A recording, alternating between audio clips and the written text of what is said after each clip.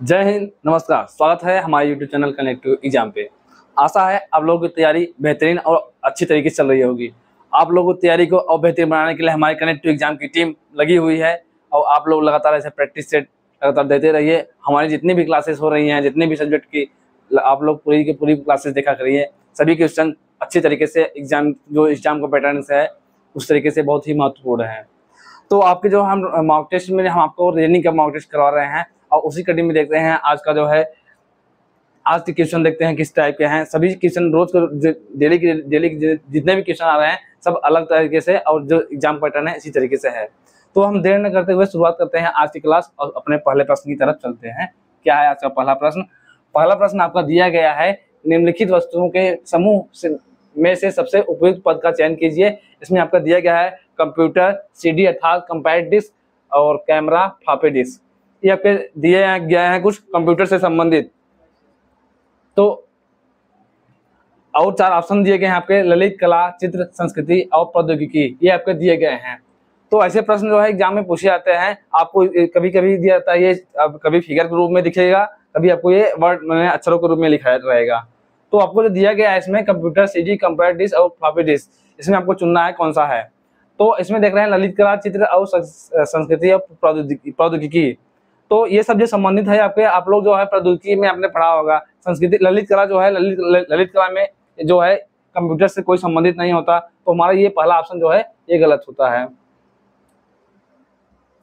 तो ललित कला इसका नहीं होगा, इसका आप सही ऑप्शन, क्योंकि इसमें बोला गया सबसे उपयुक्त कथन में चूज करना है, चयन करना है। अगला है चित्र। चित्र में है तो कंप्यूटर में चित्र दे सकते हैं, लेकिन सीडी में भी दे सकते हैं और फ्लॉपी डिस्क ये सब जो है कंप्यूटर से संबंधित है, लेकिन जो है इसका उपयुक्त कथन जो है जो बोल रहा है वो नहीं है। तो इससे हमारा दूसरा ऑप्शन जो है इसका गलत हुआ। इसी तरीके से देखते हैं तीसरा संस्कृति में है और संस्कृति और ये कंप्यूटर से ये सब इनका कोई संबंध नहीं है। तो इनका जो है संबंध है प्रौद्योगिकी बचा हुआ है, यही आपका सत्य है। प्रौद्योगिकी अर्थात जो है ये सब प्रौद्योगिकी के क्षेत्र में आते हैं और वही आपसे पूछा गया है कि इसका जो उपयुक्त कथन होगा प्रौद्योगिकी होगा इसका। चलते हैं अगले प्रश्न की तरफ और देखते हैं अगला प्रश्न क्या है आपका। अगला प्रश्न में दिया गया है, यदि 9 × 6 = 45, 7 × 4 = 33 और 6 × 4 = 20, तो 5 × 3 का मान क्या होगा? आपके ऑप्शन ये दिए गए हैं। तो ऐसे प्रश्नों को क्या दिया गया है, अगर 9 × 6 लिखा है तो इसको हम एक बार मल्टीप्लाई करके चेक कर सकते हैं कि क्या है इसका मल्टीप्लाई। अगर 9 में 6 का मल्टीप्लाई करेंगे तो 9 × 6 = 54 होता है, जबकि इसमें दिया गया आपका 45। अब इसी तरीके से हम इसको देखें 7 × 4, 7 × 28 करें तो 7 × 28 की जगह आपको क्या है 33 है। अर्थात जो है मल्टीप्लाई नहीं दिया गया है और न ही अक्षरों का क्रम जो है अक्षरों को संख्याओं को बदला नहीं गया है। और इसको कैसे कहा गया है, इसको हम इसका जो है मेन इसका सॉल्व किया गया है। इसका होता है अगर हम दोनों संख्याओं का क्या करें, अगर वर्ग करें, अगर 9 × 6 है तो इस तरीके से कर सकते हैं। 9 और 6 है तो 9 × 6 है तो इसको इस तरीके से किया गया है। 9 का वर्ग क्या करेंगे और 6 का वर्ग करेंगे, दोनों का अंतर लेंगे। तो 9 × 81 इसका वर्ग होता है 9 और 6 का वर्ग होता है 36। 36 का वर्ग करेंगे आपका आएगा 45। इस तरीके से आपका इसको कूटबद्ध किया गया है।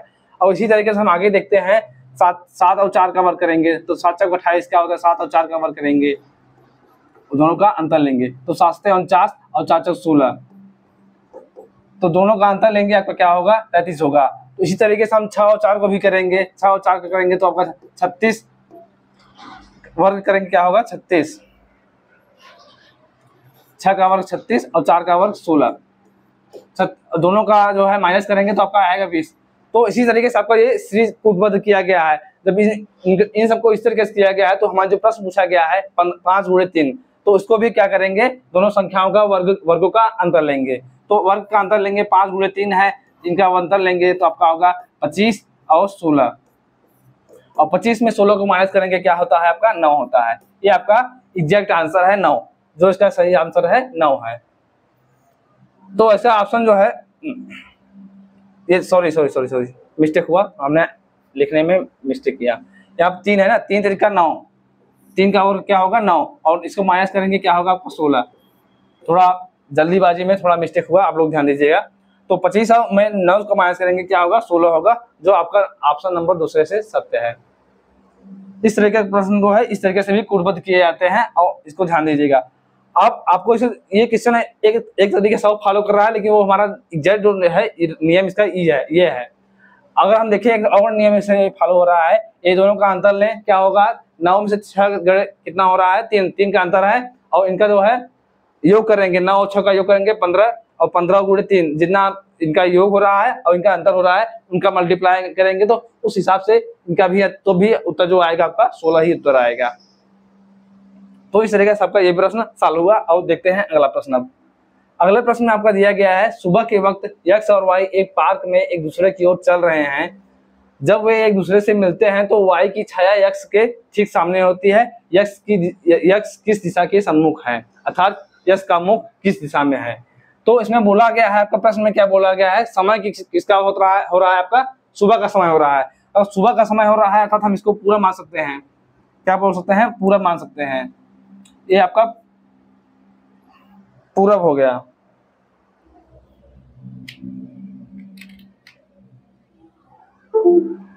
ये आपका पूर्व हो गया। अब पूर्व तरह से आपका सूर्य उगेगा। अब इसमें क्या बोला गया है, एक्स और वाई एक पार्क में एक दूसरे की ओर चल रहे हैं। एक दूसरे की ओर चल रहे हैं था, किस तरीके से चल रहे हैं, इस तरीके से चल रहे हैं, एक इधर चल रहा है, एक इधर चल रहा है। अब इसमें कंफर्म करना है कि कौन सा एक्स है कौन वाई है। और आगे क्या बोल रहा है, जब वे एक दूसरे से मिलते हैं तो वाई की छाया एक्स के ठीक सामने होती है। तो वाई की छाया कहाँ है, एक्स के सामने होती है। तो हम अगर इसको वाई मान लें और इसको एक्स मान लें, तो वाई की जो छाया पड़ रही है, सूर्य का प्रकाश इधर से पड़ रहा है, तो वाई की छाया किधर पड़ेगी, एक्स के सामने पड़ेगी। वही हमारा क्वेश्चन दिया गया है, इसकी छाया कहाँ पड़ रही है, यहाँ पड़ रही है। तो एक्स की वाई की छाया कहाँ पड़ेगी, एक्स के सामने। यही हमसे क्वेश्चन पूछा गया है। तो पूछा क्या गया है इसमें, एक्स किस दिशा के सन्मुख है। तो जब छाया वाई की पड़ रही है एक्स सम्मुख, तो हमारा उत्तर होगा एक्स का मुख किस तरफ है, पूरब की तरफ है। हमारा ऑप्शन इसका सही सत्य है, ऑप्शन नंबर 3। एक्स का मुख किस तरफ है, पूर्व की तरफ है। अब चलते हैं अगले प्रश्न की तरफ और देखते हैं क्या है अगला प्रश्न। अगला प्रश्न आपका दिया गया है, दिए गए कथन को एक सत्य मानिए और निर्णय लीजिए कि जो कथन में दी गई जानकारी को का कौन सा निष्कर्ष तार्किक रूप से अनुसरण करता है। इसमें बोला गया है, जो आपको कथन दिया गया है, कथन के हिसाब से आपको निष्कर्ष को चुनना है। कथन क्या बोला गया है, कुछ फल सब्जियां हैं और कुछ सब्जियां खाने योग्य नहीं है, आपका कथन है। तो इसको हम डायग्राम के माध्यम से बनाते हैं, ग्राफ के माध्यम से बनाते हैं। तो क्या बोला गया है, कुछ फल सब्जियां हैं, कुछ फल सब्जियां हैं अर्थात हम इस तरीके से ले सकते हैं, कुल फल सब्जियां हैं। तो ये हमारा, इसको हम फल बोल सकते हैं, ये हमारा फल हो गया। और कुछ बोल रहा है, कुछ बोल रहा है तो हम इसे कुछ हिस्से को लेंगे, फल वाले के कुछ हिस्से को लेंगे। ये क्या है, हमारा सब्जियां हैं। और आगे क्या बोला गया है, दूसरा कथन, कुछ सब्जियां खाने योग्य नहीं है। सब्जी हमारा यहाँ है, कुछ सब्जियां, पूरी सब्जी नहीं, कुछ सब्जियां खाने योग्य नहीं है। तो इसको हम इस तरीके से कर सकते हैं, खाने योग्य नहीं है, खाने योग्य नहीं है।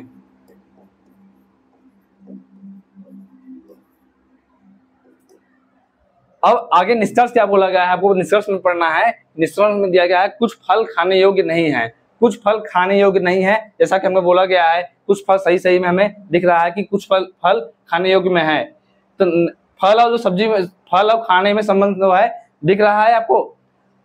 तो फल और खाने योग्य जो है संबंध जो है कथन में नहीं बोला गया है। जब कथन में नहीं बोला गया है तो ये कंडीशन हमारा बन सकता है, क्योंकि इसमें फल के बारे में बात नहीं की गई है। तो हमारा ये कंडीशन हो सकता है कि कुछ फल खाने योग्य नहीं हो सकते हैं, लेकिन 100% कन्फर्म नहीं है।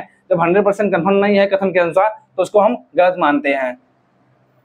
आगे दिया गया है, कुछ सब्जियां फल हैं, कुछ सब्जियां फल हैं। सब्जी हमारा यहाँ है, फल यहाँ है, और दोनों है। इसमें कुछ फल सब्जियां हैं और कुछ सब्जियां फल है, जैसा कि कथन में बोला गया है। अब कथन के अनुसार ये हमारा नियम पालन, निष्कर्ष पालन कर रहा है, तो इसका हिसाब से हमारा ये दूसरा कथन सत्य है। और इसमें देखते हैं कौन सा सत्य है, कौन सा कथन निष्कर्ष आपका सत्य है। तो इसमें देख रहे हैं हमारा एक कथन गलत है और दूसरा सत्य है। तो देखते हैं, इसमें दिया गया निष्कर्ष 2 सही है और 1 सही है, 1 और दोनों सही है, न तो पहला न तो दूसरा। तो इसमें जो आपको निष्कर्ष निकल रहा है केवल दूसरा सही है, तो हमारा ऑप्शन इसका पहला ही सत्य होगा, क्योंकि इसमें बस एक ही निष्कर्ष आपका पालन कर रहा है कथन के अनुसार। चलते हैं अगले प्रश्न की तरफ और देखते हैं अगला प्रश्न क्या है आपका। अगले प्रश्न में दिया गया है, उस विकल्प का चयन कीजिए जो तीसरा शब्द उसी शब्द से उसी प्रकार संबंधित है जैसे दूसरा शब्द पहले से है संबंधित है। तो इसमें दिया गया है अंगूठी का संबंध हाथ से है, अर्थात किया गया है हम अंगूठी कहाँ पहनते हैं, हाथ में पहनते हैं। इस तरीके से सबका संबंध दिया गया है कि अंगूठी कहाँ पहनेंगे, हाथ में पहनेंगे, तो जब संबंध दिया गया है। तो इसी तरीके से दिया गया है मुकुट, मुकुट का संबंध किससे होगा, पंजा से, सिर से, पैर से, गला से। तो मुकुट कहाँ पहनते हैं, पैर में तो पहनेंगे नहीं हम, मुकुट कहाँ पहनते हैं, पंजा में नहीं पहनते हैं, सिर में पहनते हैं। मुकुट कहाँ पहनेंगे, सिर में पहनते हैं, तो सिर के लिए हमारा ऑप्शन सही सत्य होगा। आगे अगर पैर है, पैर भी गलत होगा क्योंकि मुकुट पैर में नहीं पहना जा सकता, गला में भी नहीं पहना सकता, तो हमारा इसका सही आंसर है इसका ऑप्शन नंबर 2। चलते हैं, ये हमारा अगला प्रश्न है। अगला प्रश्न दिया गया है निम्नलिखित श्रृंखला में एक पद लुप्त है जिसे एक प्रश्नवाचक चिन्ह द्वारा दर्शाया गया है, दिए गए विकल्पों में से लुप्त पद को चुनिए। आपके कुछ पद दिए गए हैं, इसमें से एक पद लुप्त है और लुप्त को इस ऑप्शन में से आपको चुनना है। तो आपका पद क्या है, यस टी, उसके बाद टी यू और यू भी के बाद डब्ल्यू। तो आप देख रहे हैं क्या हो रहा है, यस से प्रारंभ हो रहा है, उसके बाद जो अंतिम अक्षर आपका हो रहा है टी, और उसके बाद जो अगला वाला अक्षर प्रारंभ हो रहा है, पहले का अंतिम अक्षर दूसरे का पहला अक्षर हो रहा है टी यू, अर्थात जो इनका क्रम बढ़ता जा रहा है, लेकिन अंतिम अक्षर जो है पहले का अंतिम अक्षर और अगले का पहला अक्षर बन जा रहा है। तो उसी तरीके चल रहे हैं, एस टी, टी यू भी डब्ल्यू हो रहा है। तो हमारा ये डब्ल्यू यहाँ अंतिम है, तो इसके बाद वाला जो बनेगा इसका पहला अक्षर बनेगा डब्ल्यू, और डब्ल्यू के बाद हमारा क्या आता है, डब्ल्यू के बाद एक्स। तो कौन से ऑप्शन आपको देख रहे हैं, डब्ल्यू के बाद एक्स दिख रहा है, ऑप्शन नंबर दूसरा दिख रहा है कि डब्ल्यू एक्स दोनों दिख रहे हैं। तो ये हमारा इसका सत्य हुआ। इसी तरीके से हम आगे बढ़ते हैं अगले प्रश्न की तरफ। आगे प्रश्न दिया गया है आपका, दिए गए व्यंजक में ऐसे चिन्हों की संख्या खाली स्थान है, उसके बाद है जिनके ठीक पहले एक संख्या आती है। तो इसमें क्या आपको ज्ञात करना है कि ऐसे कौन से चिन्ह ज्ञात कीजिए कि उसके पहले एक कोई संख्या हो। तो इसमें देखते हैं संख्या कहाँ है, हमारी संख्या यहाँ है, और अगर चिन्ह देखे हैं तो इसके पहले जो है चिन्ह के पहले क्या होना चाहिए, संख्या होना चाहिए। तो इसमें हमारा एक दिख रहा है। फिर आगे देख रहे हैं, आगे देखते हैं चिन्ह है, चिन्ह के हमें के बाद संख्या नहीं है, इसमें है अक्षर है लेकिन चिन्ह के पहले कोई अक्षर कोई संख्या नहीं दिख रही है। तो ऐसे केवल हमें कितने मिल रहे हैं, ऐसे कितने चिन्ह मिल रहे हैं, केवल एक चिन्ह मिल रहे हैं जो जिसके पहले संख्या है। तो इसका हमारा पहला ऑप्शन जो दूसरा ऑप्शन है ऑप्शन नंबर 2, इसमें केवल एक ही ऐसा चिन्ह है जो प्रश्न से मैच कर रहा है। अब अगर चलते हैं अगले प्रश्न की तरफ, देखते हैं अगला प्रश्न क्या है आपका। अगले प्रश्न में आपका दिया गया है 4 चिन्ह दिए गए हैं और इसमें से दिखाना है कौन इसमें से 3 समान होंगे किसी किसी रूप से और एक विषम होगा। आपका ये प्रश्न है पूरे तरह से विषम, इसमें होगा आपका विषम को चुनना है आपको।